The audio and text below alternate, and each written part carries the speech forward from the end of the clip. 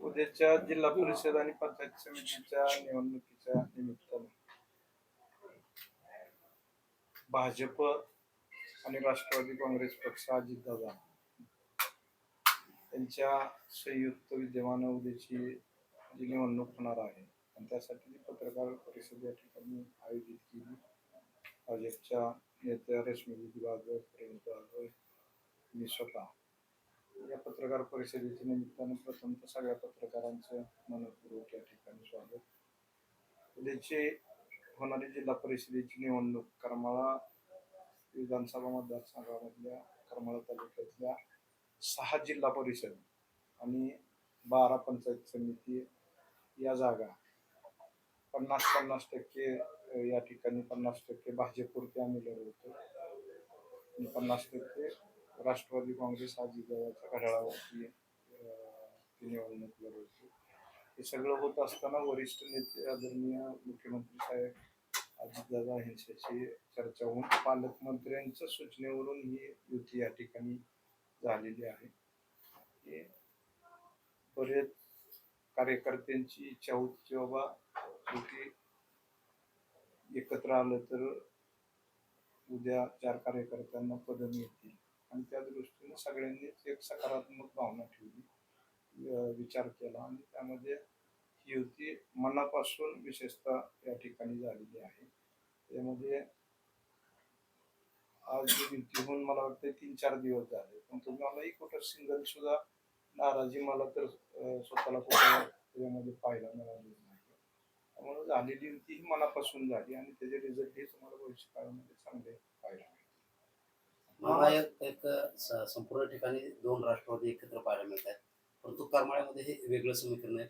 पवार साहेबांपाशी देखील तुमची बैठक झाली, नेमकं त्या बैठकीमध्ये काय घडलं? पवार साहेबांजवळ माझी बैठक झालेली नव्हती. मी शेवटी अजितदादांच्या राष्ट्रवादीमध्ये काम करत होतो. पवार साहेबांजवळ झालेल्या बैठकीला मी त्या ठिकाणी उपस्थित नव्हतो. पण आतापर्यंत अजितदादांबरोबर काम केलेलं असल्यामुळं या ठिकाणी मी करमाळा विधानसभा मतदारसंघाची निवडणूक जरी अपक्ष लढवलेली असली तरी ती अजितदादांच्या सहमतीने लढवलेली होती. त्यामुळे अजितदादांची भूमिका होती की तिथं करमाळा तालुक्यात जरी दोन्ही राष्ट्रवादी एकत्र झाले तरी सुद्धा करमाळा विधानसभा मतदारसंघामध्ये घड्याळ हे संजयला दिलं पाहिजे. त्याप्रमाणे त्यांना विनंती केल्यानंतर त्यांनी ते मान्य केलेले. आता आपण पाहतो की माजी आमदार जयवंतराव जगताप यांनी तटस्थ राहण्याची भूमिका जाहीर केली होती, परंतु कुठेतरी तुमचे जे उमेदवार आहेत त्यांच्याशी त्यांनी भेट घेतल्याची व पाठिंबा दिल्याची अशी चर्चा जी आहे ते सुभाष आबा गुळवे असतील. शेवटी आता त्यांचा पाठिंबा कुणालाही नाहीये. त्यामुळे आता उमेदवार या नात्याने सगळेच उमेदवार शेवटी त्यांना उमेदवाराला असं म्हणता येत नाही ना, प्रत्येकालाच भेटावं लागतं आणि त्यांची भूमिका आता सध्या कुणालाही पाठिंबा नसल्यामुळे सगळेच उमेदवार त्यांच्याकडे जाऊ शकतील, त्याप्रमाणे उमेदवार जाऊन येतील. मामा, सुरुवातीपासून राष्ट्रवादीकडून म्हणजे जशी युती झाली तसं सांगण्यात येत होतं की बंडखोरी होणार नाही, बंडखोरी शमवली जाईल किंवा तशा प्रकारे म्हणजे ते थांबवले जाईल आणि विजय हा सोपा केला जाईल. परंतु राष्ट्रवादीमधूनच बंडखोरी आणि तुमच्या निष्ठावान कार्यकर्त्यांकडून बंडखोरी झाल्याचं या ठिकाणी चित्र दिसतंय.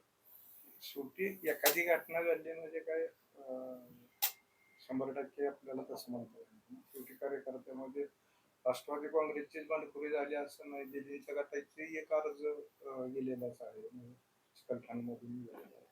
तर त्यांनाही अजून वेळ आहे आपल्याला 27 तारखेपर्यंत. आम्ही सगळेजण दक्षता घेऊन दोन्ही नेते या नात्यानं आम्ही त्यांची विनंती करून समजून घालून ते थांबवण्याचा प्रयत्न करू. लोकसभेला आपण पाहतोय की बागल गट असेल, तुमचा गट असेल एकत्र होता, परंतु विधानसभेला परत वेगळा झाला. नंतर नगरपालिकेच्या निवडणुकांमध्ये देखील राष्ट्रवादीचे उमेदवार वेगळे होते, भाजपचे होते, परंतु पुन्हा आता या निवडणुकात दोन्ही गट एकत्र आहेत.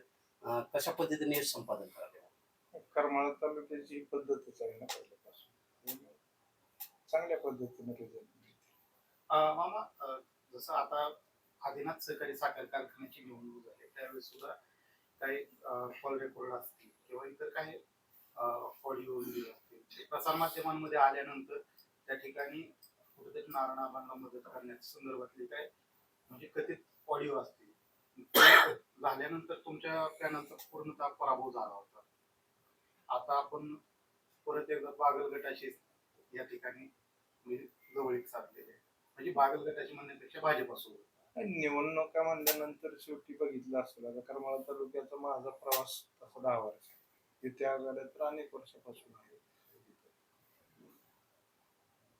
आणि परंतु ज्यावेळेस आपण युती आघाडी करतो त्यावेळेस युती धर्म पाळला पाहिजे ही भूमिका आहे. आणि ह्याच्या निवडणुकीला काही जाहीरपणे आमची युती नव्हती कारखान्याच्या, त्याला आमचं फक्त चर्चा चालू होतं. जसं रेवंतरावांनी आता बाहेर राहिले तशीच बागल गटाची भूमिका होती, आम्ही ह्याच्यामधून बाजूला राहतो.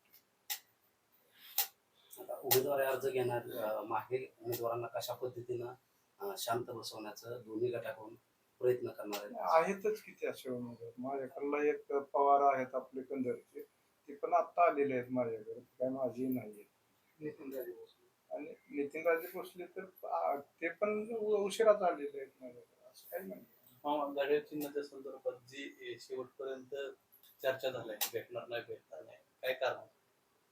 नाही, अचानकपणे दोन्ही राष्ट्रवादी एकत्र झाल्यामुळे ते प्रॉब्लेम झालेले होते. राज्य लेवलला नक्की भूमिका त्यांची ठरत नव्हती की, कारण काही ठिकाणी एकमेकाच्या विरोधात लढलेले होते ना. म्हणजे आपल्यातच बघितलं तर माझीच निवडणूक पवार साहेबांच्या तुतारीच्या विरोधात झालेली होती. त्यामुळे तिथल्या आमदारांची म्हणजे साहेबांकडे जे निवडून आलेले होते, खासदार असतील आमदार असतील, त्यांची भूमिका ही रास्त होती की त्यांनी त्या तिकिटावर निवडून आल्यामुळे त्यांनी ते मागत होते. परंतु वरच्या लेवलला आता ते निर्णय व्हायला थोडा वेळ गेला, कारण अचानक झालं हे सगळं. मामा, ही सध्याची युती जी आजची आहे त्याच्यामध्ये सध्याचे इलेक्शन पुरते आहे का पुढे अजून काय पाठ्यामागे काही घडामोडी झालेल्या आहेत पुढच्या आगामी निवडणुकीत? नाही, अशा कुठल्याही कमिटमेंट ह्याच्यामध्ये नाहीये. कार्यकर्त्यांचं मत होतं, नेते मंडळींचं मत होतं, त्याच्यावरती झालेली होती. उद्याच्या जिल्हा परिषदेच्या निवडणुकीपुरतीच मर्यादित आहे, ह्याच्यामध्ये काय कमिटमेंट नाहीये. कुठल्या म्हणजे मोठ्या नेत्याच्या मध्यस्थीने ही युती झाली होती, पालकमंत्र्यांच्या मध्यस्थीने चर्चा असेल? त्याच्यामध्ये पालकमंत्र्यांचा मला फोन आला की सीएम साहेबांची चर्चा झाली, त्यांची चर्चा झालेली होती. आणि मग त्यानंतर पालकमंत्र्यांनी स्वतः, कारण अगोदर काय आमची कुठलीही बैठक झालेली नव्हती, कार्यकर्त्यांमध्ये एकमेकांच्या चर्चा चालू होत्या, याबद्दल मत असायचं काय कारण नाही. परंतु स्थानिक लेवलला आमची कुणाची डायरेक्टली चर्चा प्रिन्सबाईची किंवा दिदीची किंवा मुंबडे सरांची माझी अशी झालेली नव्हती. झाली ते डायरेक्ट पालकमंत्र्यांचा मला त्या दिवशी फोन आला, उद्या आपण बसून चर्चा करू. या सर्व आता प्रचार सभेमध्ये दादांची सभा वगैरे काय होणार? आता मागणी केली आम्ही, पालकमंत्र्यांची होईल किंवा वरिष्ठ भाजपच्याही नेत्याची एखादी आपण मागणी करतो.